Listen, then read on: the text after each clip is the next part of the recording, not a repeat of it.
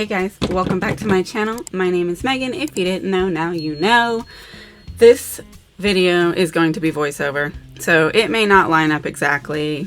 I sometimes hate technology. I recorded this whole video and one after, and it didn't capture any of my sound, even though it still said to use this microphone. I don't know, but it's real annoying. So, Madame Glam did send us the January collection over. Thank you, Madame Glam, for sending this over. We are going to open it up and have a look.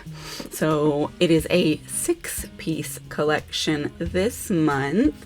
We have one glittery, flaky, no-wipe top coat. And then we also have one pink cat eye. And then the rest are creams. This first one is kind of a pinky red color. It is called Cupid's Kiss. It is very creamy, as you would expect from Madame Glam. Full coverage. Sometimes you only even need one coat. You can do 2 if it makes you more comfortable or if you think it needs it, but sometimes you really don't. This is quality product. We do have this purpley one. It is also very pretty, called Frosted Lavender, which I agree is an appropriate name. It is lavender, but it does have that icy undertone, which I think is a perfect description for this particular color. If you weren't aware, Madame Glam is HEMA-free, cruelty-free, vegan, and 21 free. They do make an effort to reduce your risk with these polishes, and so that's nice.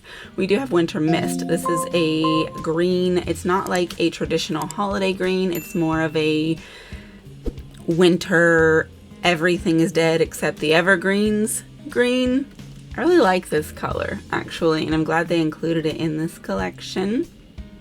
We do also have this blue. I really like this one. It's called Times Square.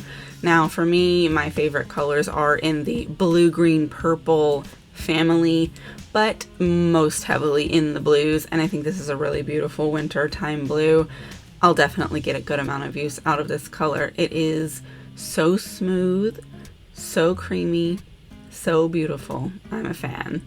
Now, who doesn't love a good cat eye? This one's called Sparkly Hearts. It is pink and it is glistening and glimmery and glamorous. And I am using this one today in this video. Of the collection, I'd say this is my favorite, but I'll always prefer a sparkle over a cream. The no wipe top coat is also very beautiful. It is a clear base with these like goldy flakes, and there might be a little bit of hollow glitter in here as well. Very pretty, very useful. I don't use a lot of like toppers per se, but I did make some swatches. So be following my socials so that you can see those swatches. I swatched all of the colors independently and with the top coat and in matte. So be there so you can see that. I do have these nails prepared. So we're gonna go ahead and get started. I did, again, use the magnetic. And so what we're gonna do with this is we're gonna do 3 fingers in the traditional slanty cat eye design, and we're gonna do 2 fingers in the velvet design. I have ordered one of those horseshoe magnets, but I have not received it yet, so we're gonna be doing it all with this bar magnet. Look how pretty that is. Now, in between these fingers, I am going to cure them for 15 seconds. It's just a flash cure to keep it from moving. If you try to magnetize all of your fingers before you cure, not only is the magnet going to interfere with the ones you've already done, but they're going to have time for those glitters to disperse and make your magnetic line look more blown out and blurry, and we don't want that. So I'm going to do a flash cure in between. Look how beautifully that magnetizes. It pulls those sparkly pigments all together there in the middle and leaves a bit of a jelly pink background, which I like when it does take that and make it kind of see-through in the rest of it. Okay, and then now it's time for us to do the one with the velvety technique. Now, some people use bar magnets like this. Some people use those round, like barrel ones. It doesn't really matter which one you use, whatever works best for you. Sometimes you'll have to do a little bit of experimentation because like the angle you hold the magnet matters. The distance you hold the magnet matters. How high or below the nail it is matters. So just test it out and find out what works best for you. You're going to want to push it from all of the sides so it kind of pushes everything to the center and the top, which can be tricky because you can overdo it, which eliminates the effect altogether. Sorry about that. I forgot to mute my phone. That's the motion detector on the doorbell. But look how pretty that is. You can see it does bring it to the top, and it gives that shifty sparkle when you move the nail. And that's really the point of this type of design. I think it's really pretty. And now that we've got all of them magnetized, I'm going to go ahead and cure for the full 60 seconds that is recommended.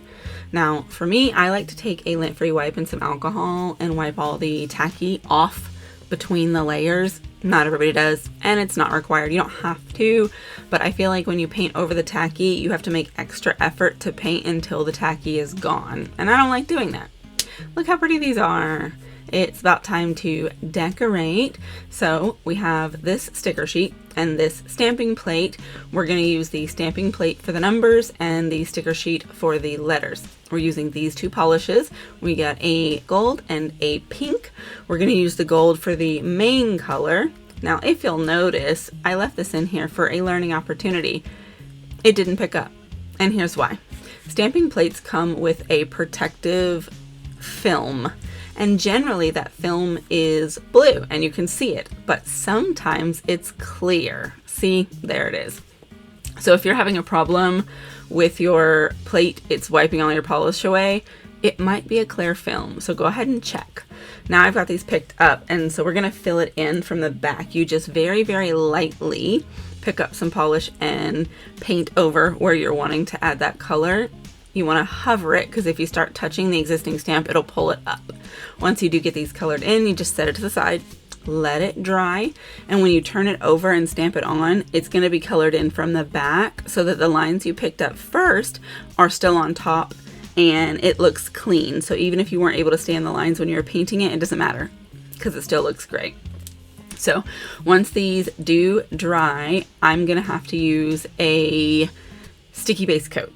I got this one from Amazon. It's a giant bottle, super cheap.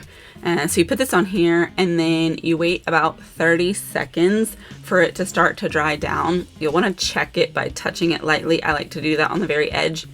And if it's still sticky, it's not really enough. You want it to be almost dry, but not completely dry, or then it's not going to work. And then you'll be able to make that transfer easily because the stamp will stick to it. If it's not sticky enough, sometimes it'll only stick partially and then it'll peel it up and mess it up, or it won't stick at all. So we just do a couple of fingers at a time. That way they don't have time to completely dry in between. So this is what we've got. I think they're very cute, very simple. We are going to go ahead and use these letters. We're going to put an EST as in established. So it's going to end up saying established 1987, which is the year of my birth. I know. That's a whole different century. But yeah, I think these come out to be a really cute, really simple birthday set because, you know, it's my birthday month. You may have noticed by all of the things I've been posting. And voila. So we are going to go and top coat this in with a Madame Glam No Wipe regular gel top coat, not the sparkly one, just a plain one. And then while we're doing that, I'm going to show you the photos. I took these after. Super pretty. So if you like this video, definitely hit the like button. The algorithm thanks you, and so do I. Make sure you're subscribed so you're not missing my content, and make sure you're following my socials. Those links are below, so you do see those swatches as well as all the other stuff that I post over there that don't necessarily get posted over here. And let me know what you think of this collection. Do you like it? Which one's your favorite color? And what kind of design would you have done if you got this collection? If you did make it all the way to the end of the video, leave me a goat emoji to celebrate my Capricornisms. Throw a goat down there in the comments below, and let me know your thoughts as well. But that's really it. Short, sweet, simple. I hope you enjoyed this video. I enjoyed making it, and these nails are beautiful. So I'll let you get out of here, and I'll see you in the next video. Goodbye.